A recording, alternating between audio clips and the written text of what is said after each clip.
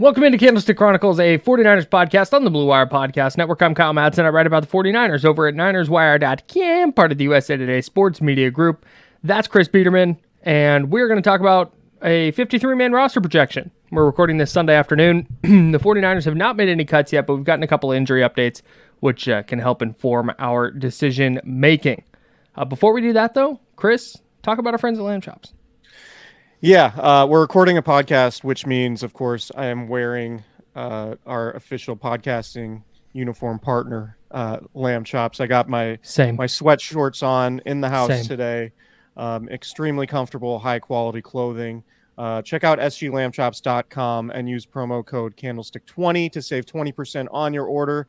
Peruse the website. Check out all their stuff. It's unisex. It's really stylish, colorful. Anything you could want, they have it.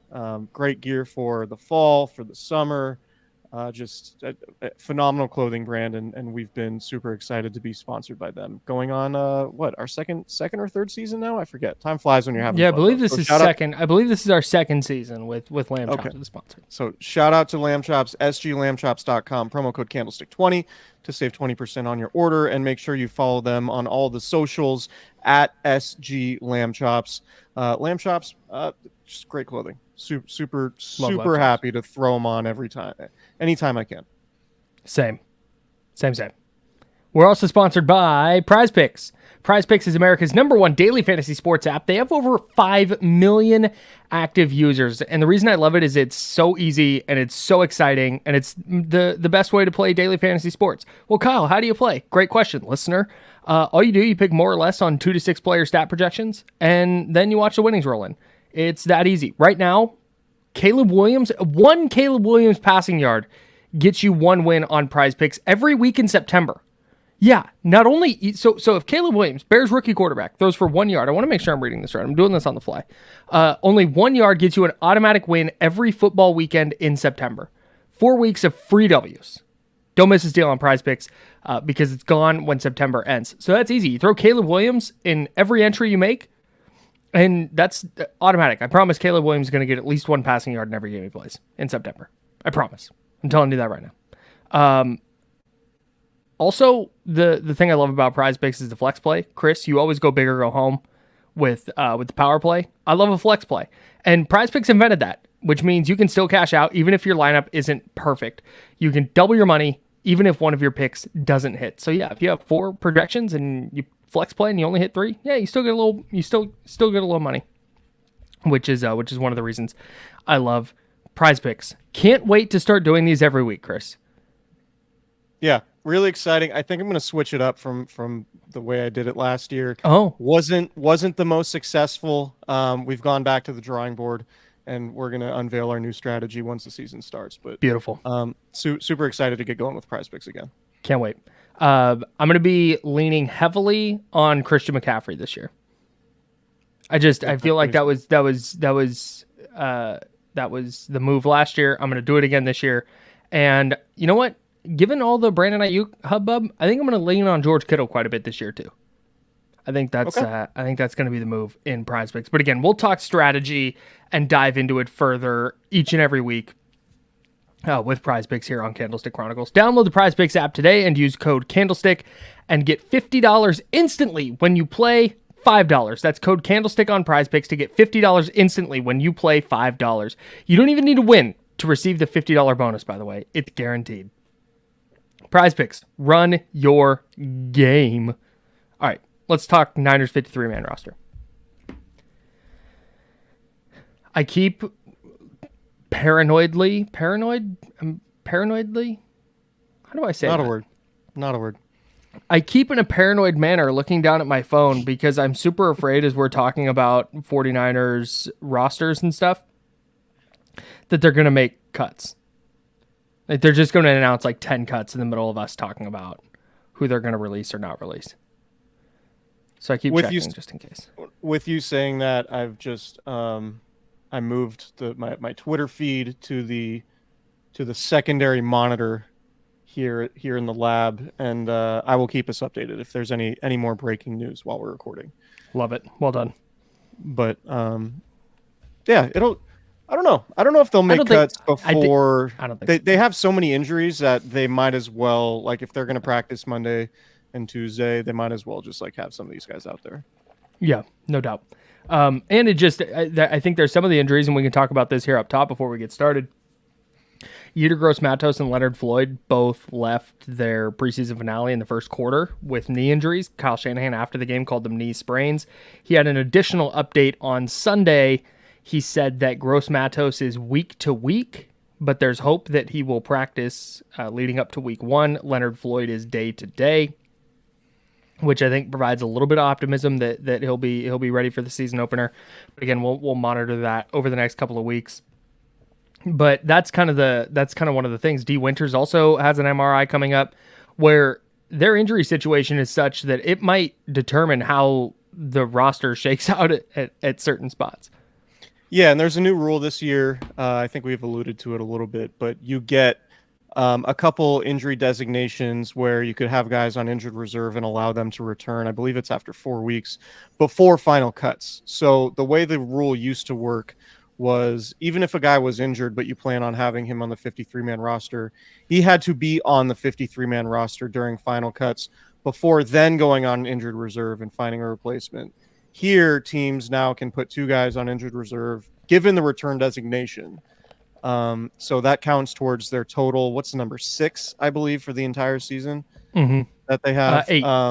8. Okay, so you can put 8 guys on injured reserve. I believe they have to miss a minimum of a month and then give them the return designation. So if you're putting somebody on injured reserve who you have to plan who you plan on returning, you have to give them that return designation before final cuts. That way they don't take a 53-man roster spot, which is just another way of saying teams have a little bit more flexibility when it comes to dealing with 2 guys injuries around final cuts. So it helps a little bit. It seems like a logical rule, right? Yeah, I mean, now, they have what, 18-man practice squads when there used to be like 8. I think it's 16, right? Yeah. 16. Yeah, they have these rules that have made it a lot easier for teams to deal with injuries, which frankly makes a bunch of sense when you continue to increase the season. And I'd imagine that will increase more when there inevitably is an 18-game regular season schedule. But that's for down the road. But yeah, I mean, it wouldn't surprise me at all. They're still unsure if Talanoa Hufanga is going to start the season on PUP, which I think would make sense. And George Odom had a pregame injury in Las Vegas, and that led to Malik Mustafa getting the start. I think the 49ers probably feel okay about their strong safety spot, even if Talanoa Hufanga does have to start on PUP. Between George Odom and Malik Mustafa. And the other ones remains to be seen. But I mean, the injury stuff, it was tough, preseason finale to, 2 of your key offseason additions along the defensive line dealing with knee injuries. It's tough because, going into a season with an injury, sometimes, guys come back too soon. They're more prone to injuring it, or they're playing hurt through the majority of the season because, maybe they're at 75% and they're playing on it and it never fully heals. And then they're just simply not as productive, right? Like the 49ers, I think it's pretty clear, need Leonard Floyd and YGM to be very productive players. And you just hate to see them enter the season with injuries.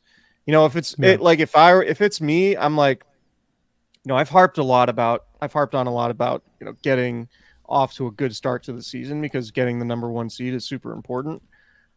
I would say having all of your guys healthy for the long run might be more important than trying to rush them back from injury to get that number 1 seed. Like, you can still conceivably win the Super Bowl if you're not the number 1 seed. But, it's just a very delicate balance to strike. And I think that's probably the most difficult thing the 49ers coaching staff and front office has to deal with is navigating these injuries to like where you want to be really sharp for week 1 and you want to, win 13, go 13-4 and get the number 1 seed in the NFC. So you get that first round bye, but at the same time, you don't want to compromise the guys you brought in who you need to be really productive.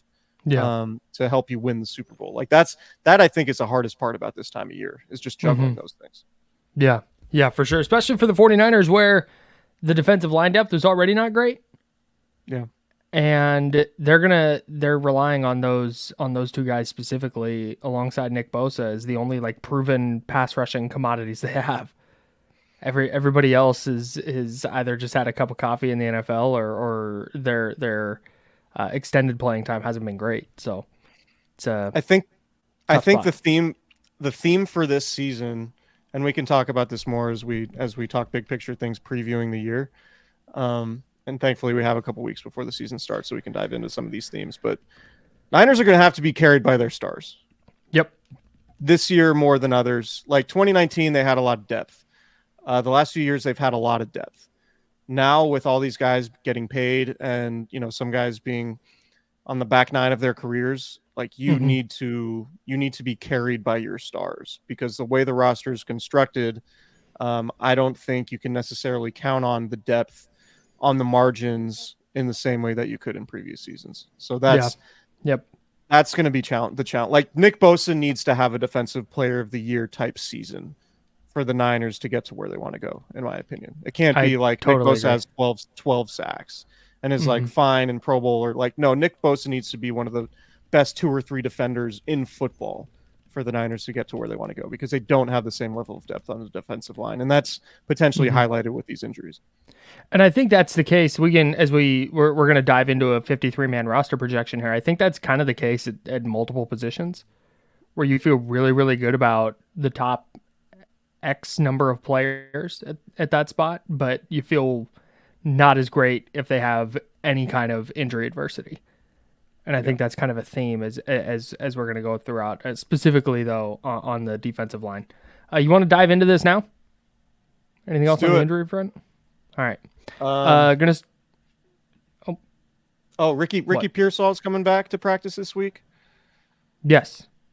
So Kyle Shanahan had talked about he'd been dealing with a subluxation to his shoulder, which is essentially like a dislocated shoulder, or at least a more minor one than I guess a standard dislocated shoulder. And he was saying that 80% of NFL football players deal with this and it's not a big deal. I'm not buying that. Sorry, Kyle Shanahan. I'm not either. Not you. I'm just not buying that. Like, oh yeah, everything's fine. His shoulder just pops out of its socket from time to time. It's like, yeah, he's a receiver who's going to get hit quite a bit. Like this is kind of problematic, but we can talk about it when we get to the receiver position. But we'll see. Brandon Ayuk's they got to get him signed. They got to figure that out. They really got to figure that out. All right, let's start at quarterback. I have them keeping 3. I have Brock Purdy, Brandon Allen, and Josh Dobbs in some order. Shanahan said he hasn't decided yet on a backup on a QB2.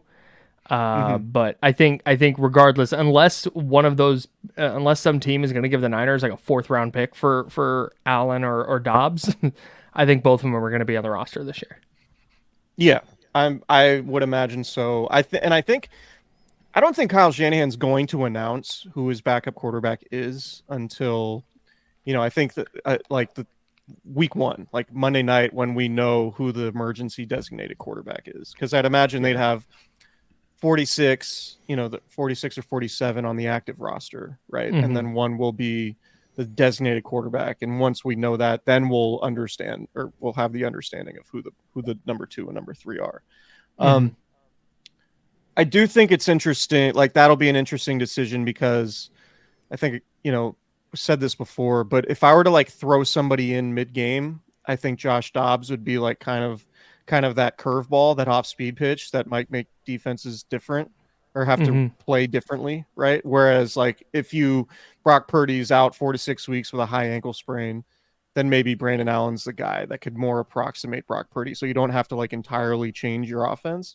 Whereas Dobbs, the guy who could come in and like, all right, we gotta throw this wild card out there to try to win this game. So I'm curious to see how Kyle Shanahan navigates that, because I think they're both pretty good options, honestly. I agree. If it was me, I would make it Josh Dobbs.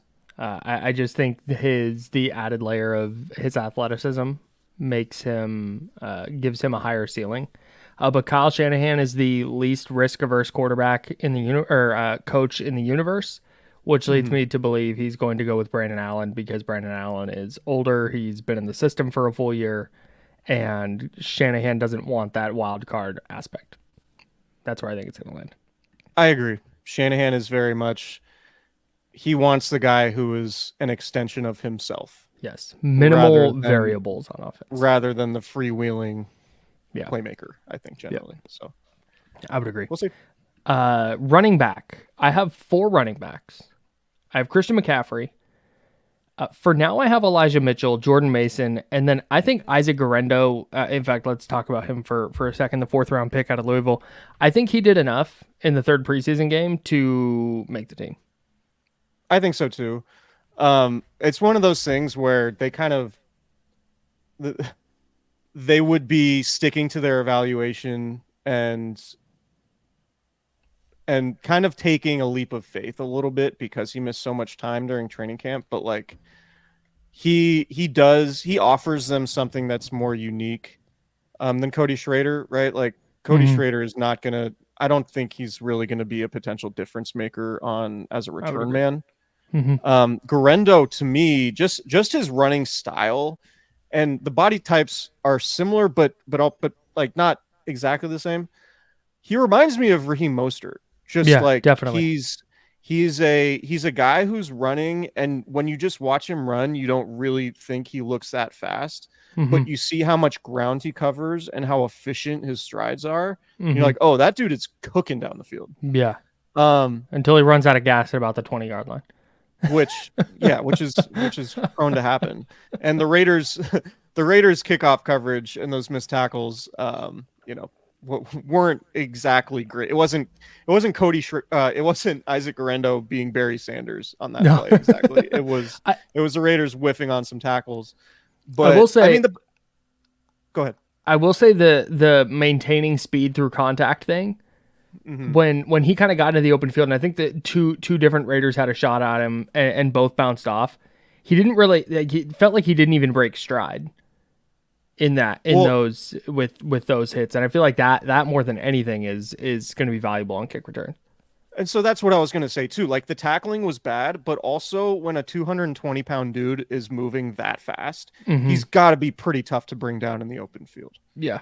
Right. Yeah. So I think if he can stay healthy, I'm optimistic about what he could provide sort of on the margins, right? It could be one of those things where it's like in a close game, you get a big run on an outside zone that sets up a score when, offense has been struggling otherwise, or a big return, right? Like a few years ago, like Richie James, the Niners are playing the Cardinals and they were like kind of gummed up and it was like the offense wasn't playing very well. And then Richie James like has a big kickoff return and then it ends up like helping them win the game, right? Like I could see a scenario where Isaac Guerrero returning kicks might have that type of impact. Yeah. And I think Cody Schrader, frankly, is kind of like what you want in a practice squad running back. Like somebody like, all right, you got some injuries. You might need a guy to be up on game day who could take some carries here and there. Like that's what Cody Schrader might be to me. Whereas Guerrero could be potentially a difference maker in the return game. Yeah, I agree with you. I think he makes the team. My one question is with Elijah Mitchell, and I think we talked about this. I definitely talked about it after the game, but I don't know if you and I have discussed this yet. If Jordan Mason has passed Elijah Mitchell, I don't know what Elijah Mitchell is doing. That's fair. I mean, I do. He's good here. He's good enough. If he was a worse player, then I would have him not on the roster and picking a special teams guy like Patrick Taylor or Cody Schrader to fill that spot. But Elijah Mitchell's too good to just go like, okay, well, he's just not going to be on the team anymore, which is why I have them keeping him. I just wouldn't be shocked if he winds up getting traded. That's fair. I definitely think that's fair. I would say what Elijah Mitchell is that Jordan Mason probably isn't is Christian McCaffrey insurance. Right? Like Elijah Mitchell, and again, this is all predicated on health, but if Christian McCaffrey is banged up or his calf injury lingers, then I think you'd feel better about Elijah Mitchell in like a starting more every down role than you would Jordan Mason necessarily. Whereas Mason might be like, I think he's kind of the prototype, like short yardage, like closer type guy rather than the guy that you like really want to give like 15 touches to a game. I think Jordan Mason, like maximize Jordan Mason is a number 2 back, whereas Mitchell could be your insurance if McCaffrey has to miss time, if that makes sense.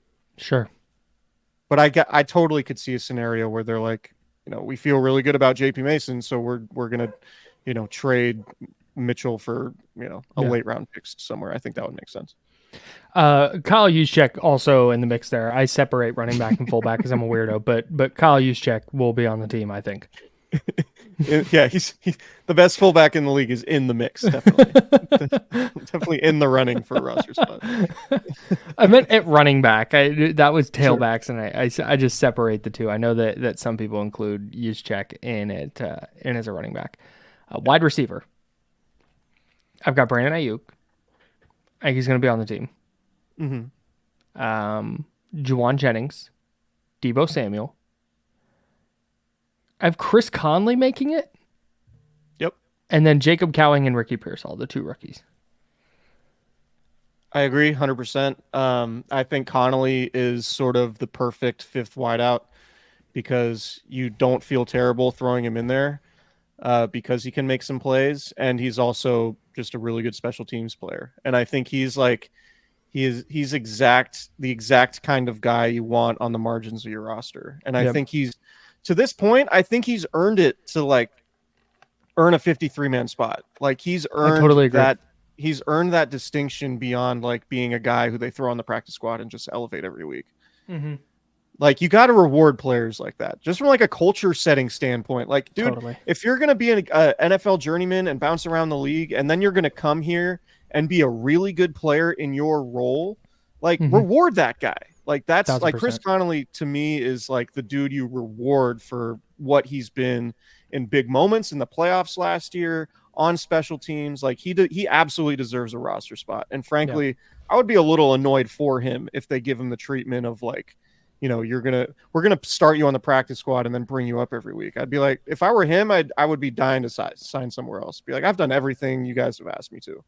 So I think he absolutely deserves a roster spot. Yeah, especially when the other options are Danny Gray and Ronnie Bell. Right. Where Danny Gray hasn't contributed much at all over the last 2 years, and Ronnie Bell, I don't think does anything that's super irreplaceable. So no. I would wait. I think the Niners probably trust Chris Conley way more than they do Ronnie Bell, and he was there.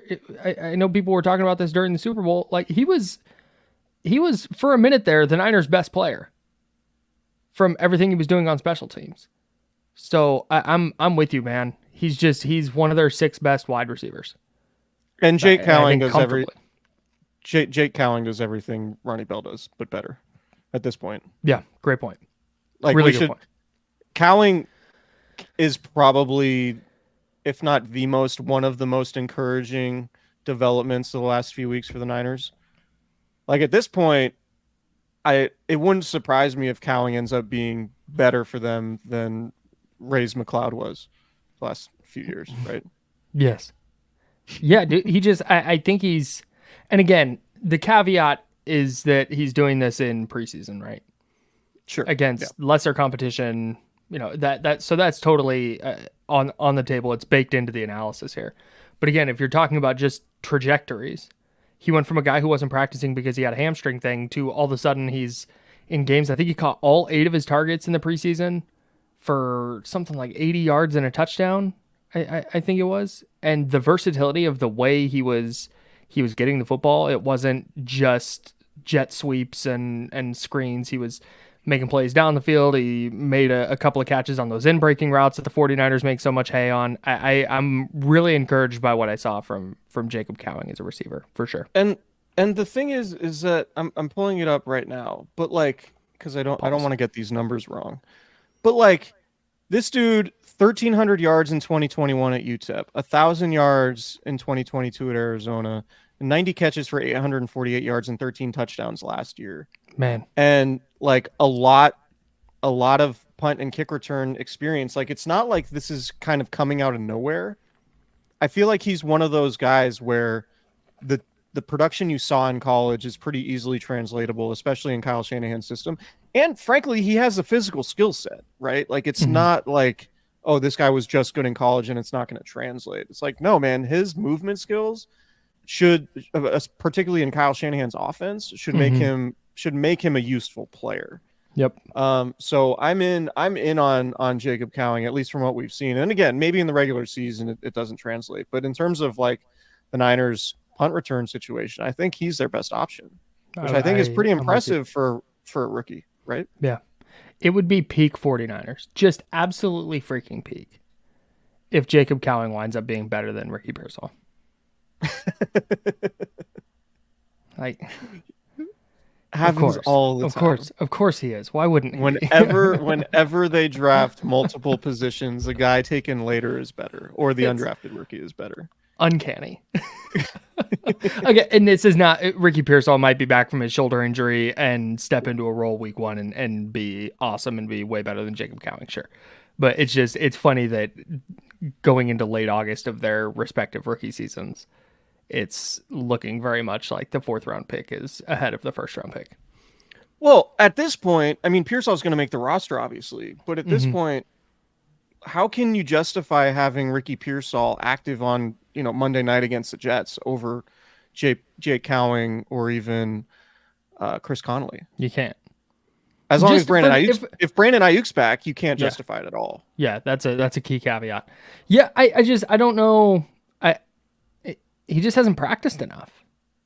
Right. He's got to probably get a few weeks of practice in before they're comfortable putting him on the field. Yeah. Tight end, I have 3. George Kittle, Braden Willis. I have Jake Tunges making it. I have no idea at tight end. Maybe they brought back Logan Thomas and then he didn't play in the preseason finale, so maybe they plan on having Logan Thomas on the team. Maybe it's Eric Saubert. Maybe it's Cameron Latu. Maybe they're just going to hold on to the 3rd round pick, but I don't think they have 4 NFL tight ends. They may not even have 2 or 3 to be totally frank. So I think Braden Willis and Jake Tunges, just because Tunges played some fullback, I think he's a better pass catching option than anyone they have besides Kittle. So that's where I'm leaning. Yeah, so I think this is one of the few spots we disagree. I think they keep 4 just because they've always kept 4 and they like to play a lot of tight ends. I would go Kittle, Willis. I think Eric Saubert's going to make it just because he's played in the league and he can block.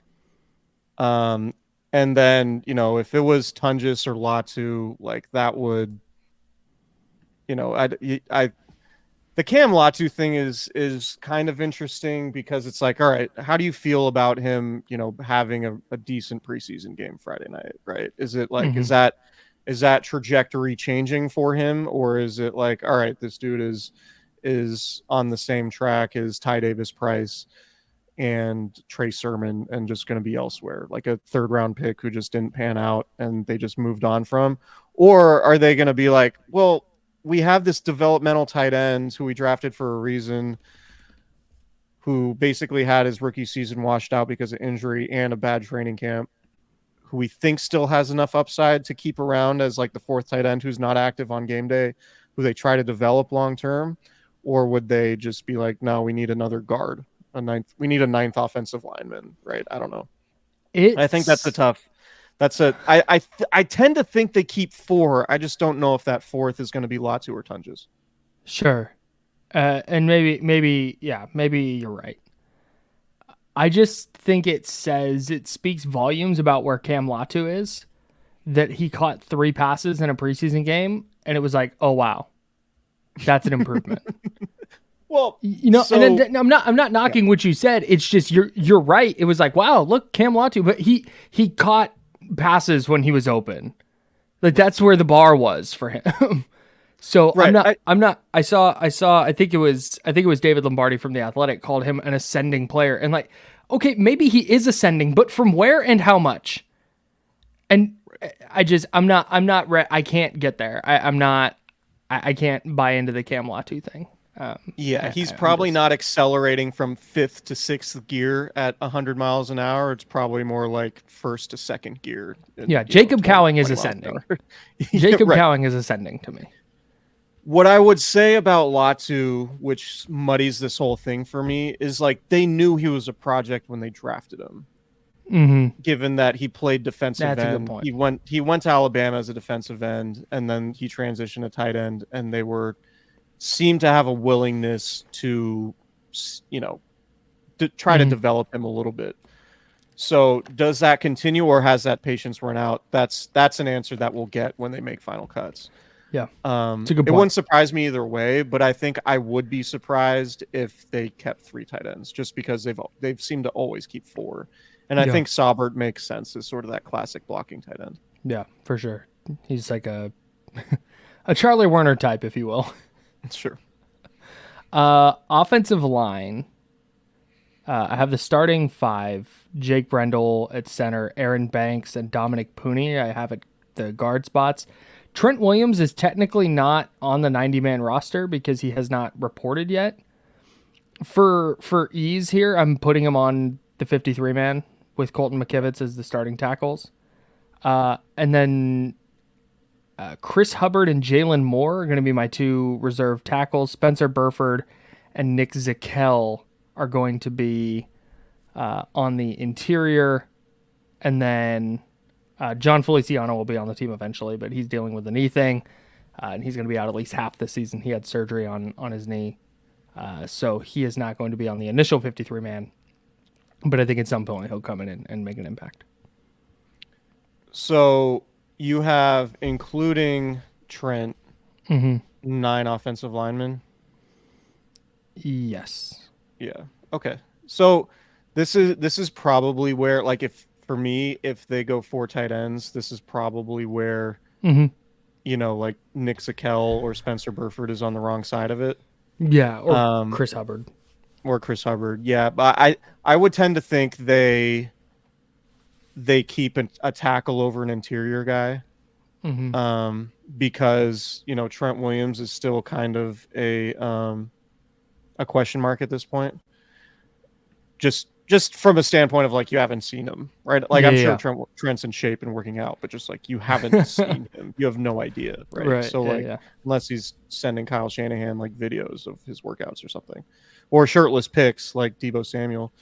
But, yeah, like, to me, if they go 4 tight ends, they probably go 8 offensive linemen, not 9. Yeah, I would agree with that. I don't feel super strongly about any of these offensive linemen, really. I don't. I just think I don't either. You made a good point that, like, Chris Hubbard has played a lot of tackle in the league and he's been around for a while, so that would make sense to have him as sort of a second swing tackle. But I think, Spencer Burford or Nick Zakel would probably be fine as that extra interior guy. And maybe it's Zakel because he could play center. Whereas, you don't really have a backup center otherwise, so maybe he gets the nod over Burford. But I think that the big take about the offensive line, aside from it just not being very good without Trent Williams, is that, like, I think Dominic Pooney has a real chance to be their second best offensive lineman. Yeah, he might be good. He might be good. Like the sign that he, it's preseason and it's similar to the Jacob Cowing conversation, but, like, you have to be pretty encouraged that what he did during the preseason and the fact that he's, like, midway through August, like 2 weeks ago, it was like, oh, this guy's going to be the starting right guard. Yeah. Yeah, when Burford and Feliciano both got hurt and he stepped in, it was curtains. Yeah. He just immediately won the job. Yeah. And that would be big for them because, maybe he moves to the left side next year if they decide not to pay Aaron Banks or Aaron Banks doesn't come back on the cheap. Like, that could be, a thing, but that's down the road. But anyway, Dominic Pooney being a good player as a rookie would be very, very impactful for them. I thought it was kind of interesting. Our Nick Wagner, our favorite cast member, covers the 49ers for ESPN, had Jarrett Kingston, the rookie from USC, making it. And that's one of those things where I don't know if that's just a opinion from Nick from watching the guys play, or if that's one of those things where it's like, oh, Nick knows stuff. Not totally Nick sure. is plugged in. He's tapped in, extremely well tapped in, which it makes me raise my eyebrows, but I'm not going to mooch off of Nick's takes. So I have Jared Kingston on the outside looking in. it's one of those things where, a lot of us are on the outside looking in and are just kind of guessing based on, what we saw at the one practice we went to and what we read from other reporters. Yeah, and trusting our evals. Trusting our own evals, of course.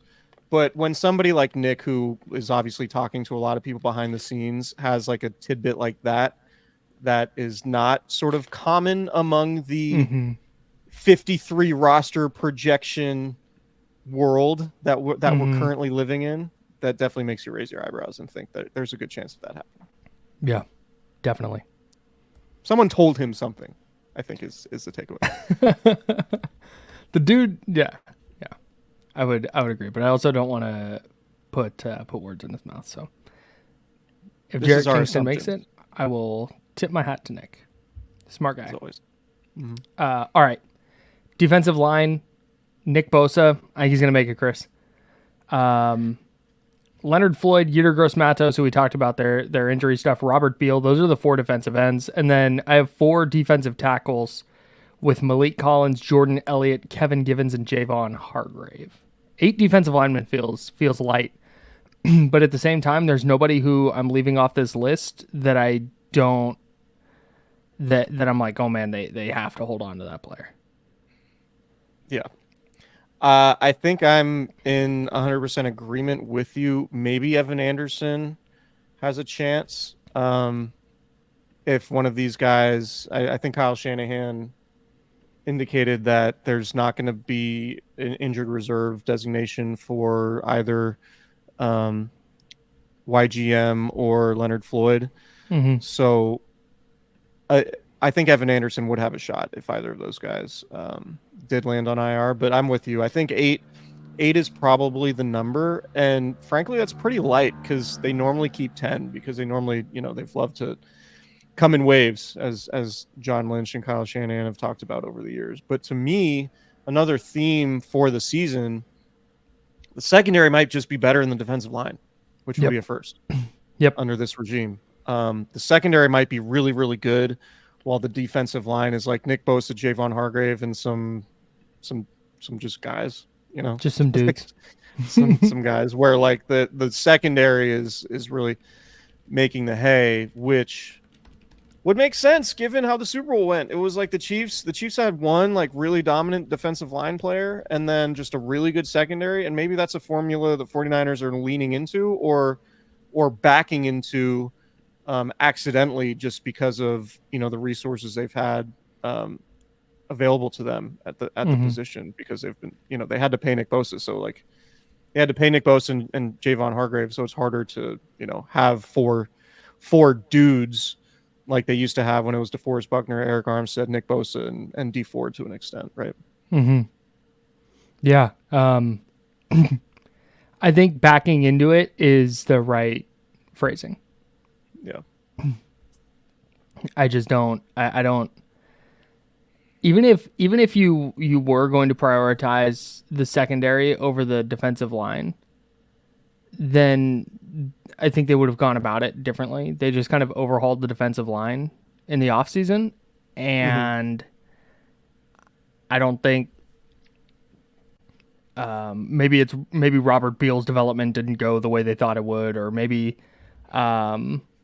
Well, it's Drake Jackson, right? Drake Jackson was the other one, yeah. Thank you. Drake Jackson not being in camp was a pretty significant blow. Yeah, I don't think that they planned on being this thin at defensive end. No. Yeah. They would have loved to keep Eric Armstead, right? Like definitely. They tried to. They just only would at a certain number, and he was like, "Nah, I'm gonna go get that Trent Baalke love in Florida." Yeah, got a bag. Good for him, man. Yeah. Yeah. So I have eight defensive linemen. Linebacker, I kept 6. It's Fred Warner, Devondre Campbell, Demetrius Flanagan-Fowles, Jalen Graham, Tatum Bethune, and D. Winters. I have Curtis Lofton Robinson as the as the odd man out, because as we talked about this a little bit in our last podcast, but we're so tapped into everything that's happening with the 49ers that I think we can, and I say we, not you and me, Chris, but we as people who do a 49ers podcast, or people listening to a 49ers podcast, are so tapped into the team that you look at a player like Curtis Robinson and you go, wait, his development, you can't let Curtis Robinson go, but every team has at least one Curtis Robinson. And when he hits the waiver wire, there aren't a bunch of teams scrambling to go get that Curtis Robinson, where you might be able to just get him back to your practice squad and then you have him in your building. Yeah, I think this comes down to what D. Winter's health status is, right? Exactly. That's the next part of this. D. Winters has an ankle injury, as reported by our guy Nick Wagner 19 minutes ago on X, formerly Twitter.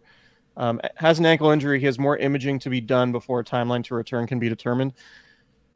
That information coming out 2 days after the game sort of indicates to me that it might be a long-term injury. Mm-hmm. And Kyle Shanahan just doesn't want to say it's a long-term injury because he doesn't want teams to know that that they might have a surplus, or they might be, trying to sneak somebody on the practice squad so they could potentially elevate them because D. Winters is out with an injury, right? Mm-hmm. So I think D. Winters might be an IR candidate, and maybe Curtis Lofton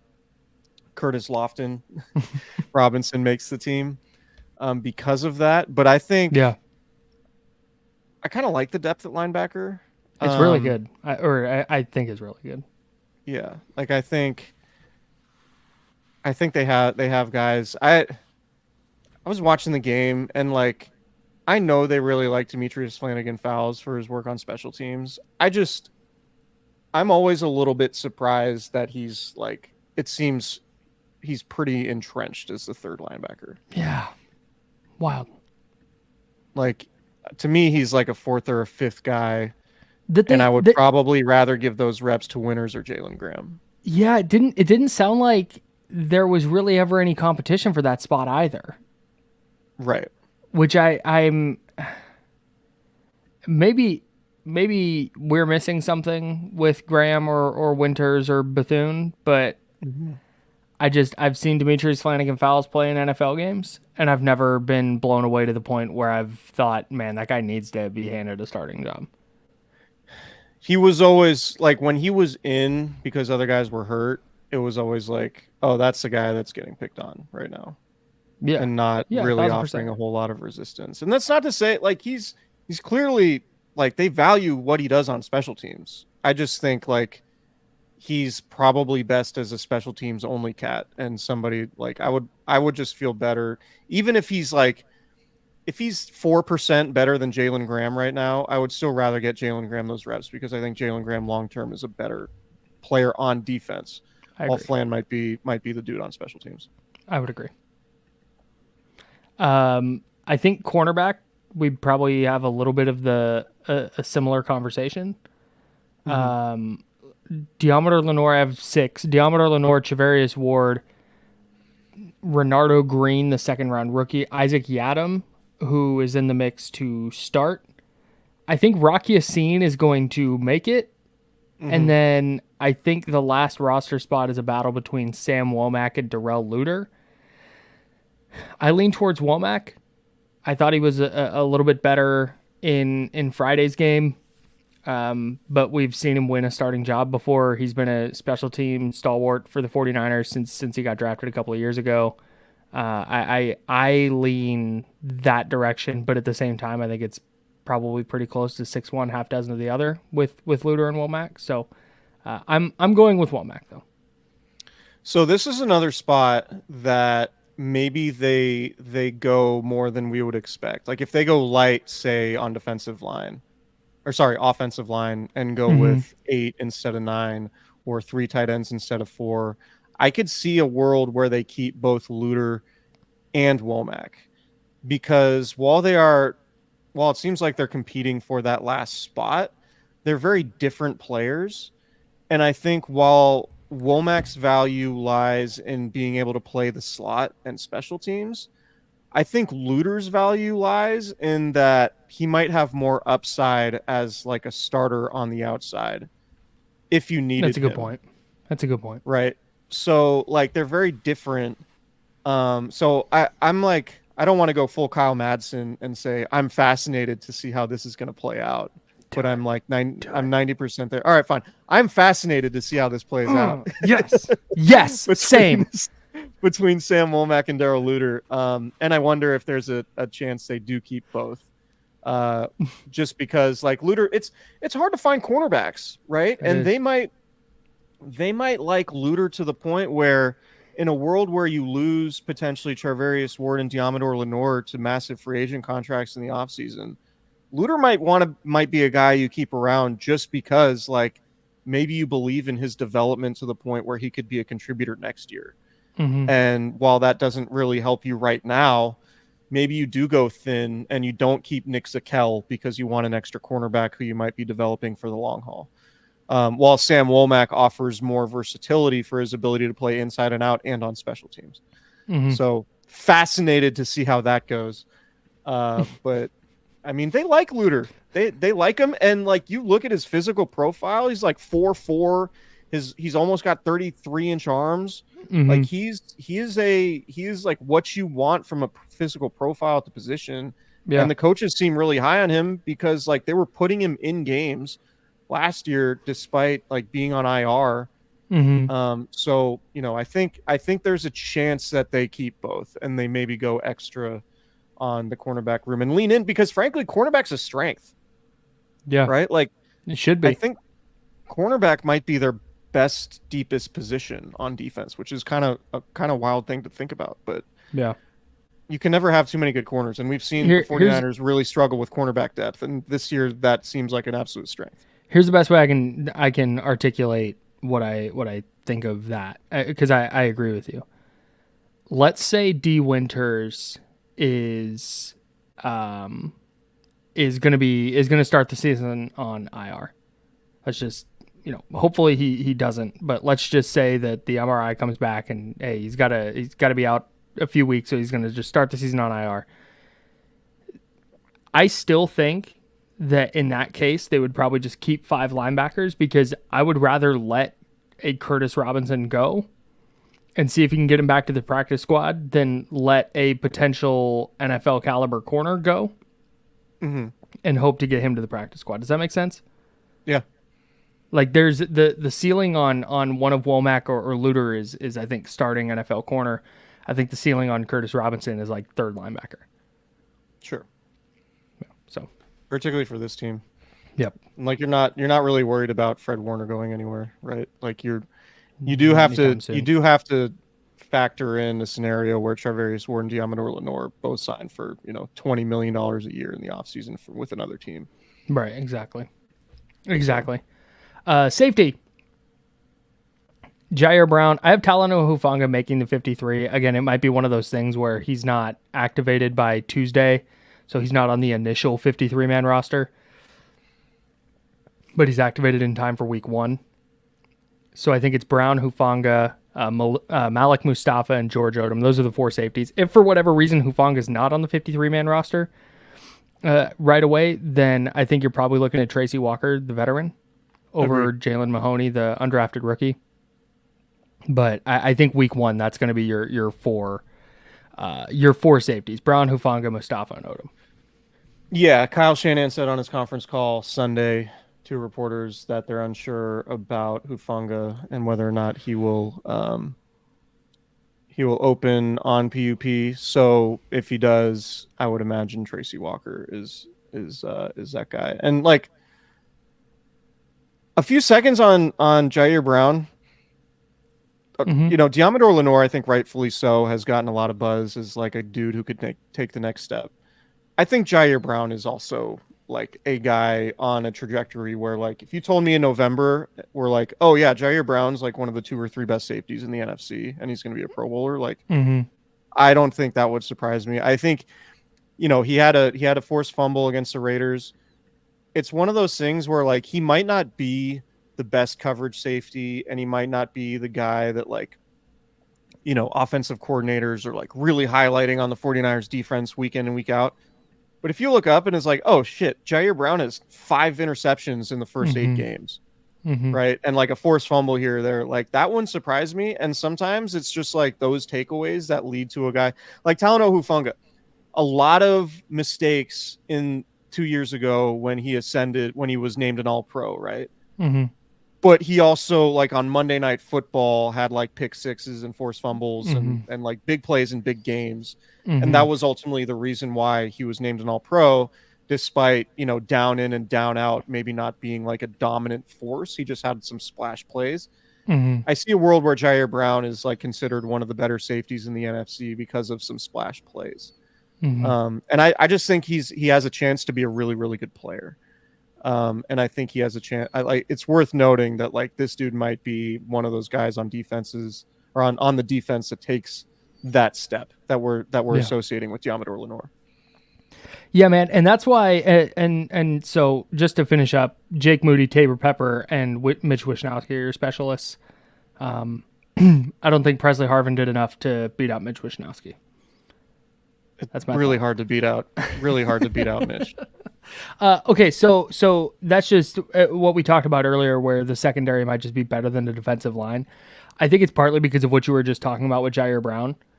If Charvarius Ward backs up his All-Pro season with another All-Pro caliber season, and Diamador Lenore takes this leap that I think he's in line to make, where he jumps into that Pro Bowl conversation. And they just have a league average third starting corner with Talanoa Hufanga back and playing at a high level, and Jair Brown taking this leap that you're talking about. That's potentially 3 or 4 Pro Bowlers in your secondary. Potentially, not saying I would bet on that, but yeah.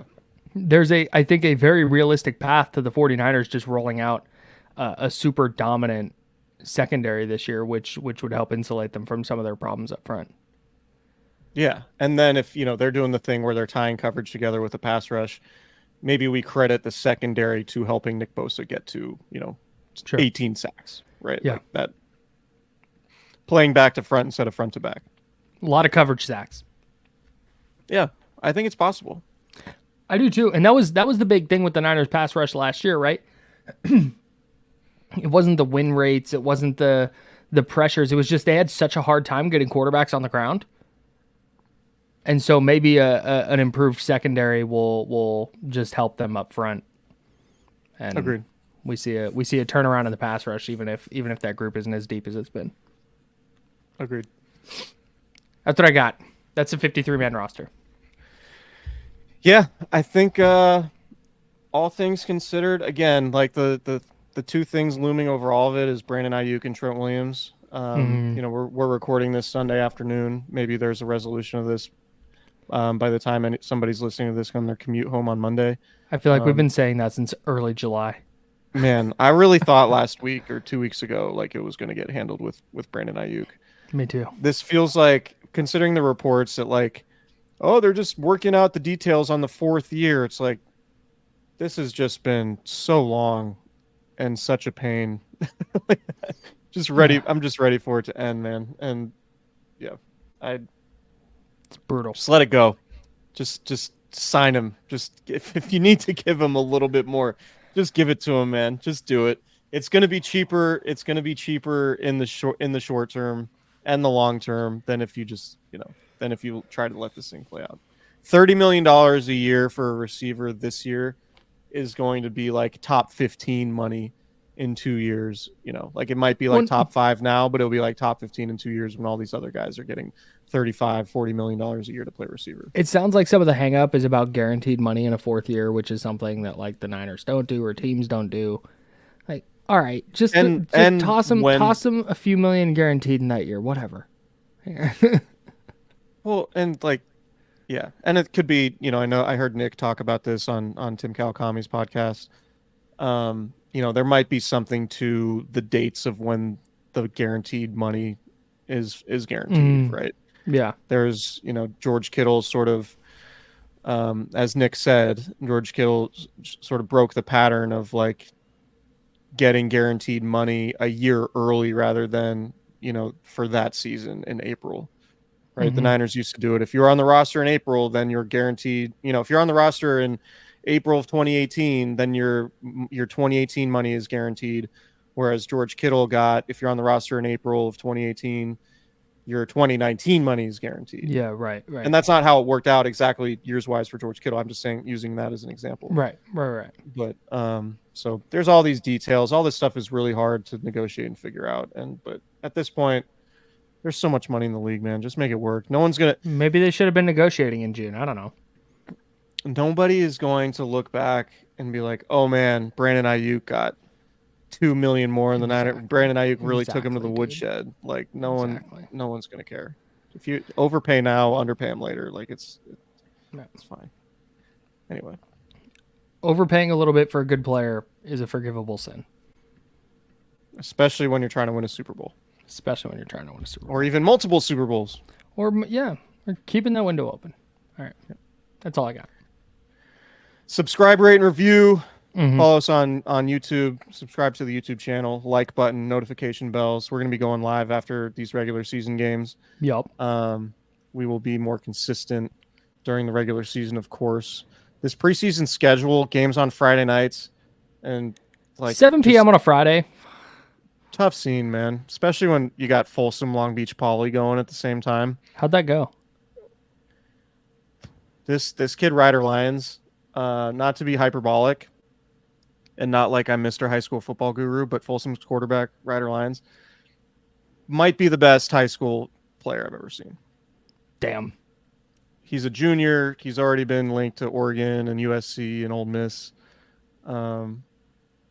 He is a dude both from a throwing perspective and an arm talent perspective and an athleticism perspective of you can't tackle him in the open field.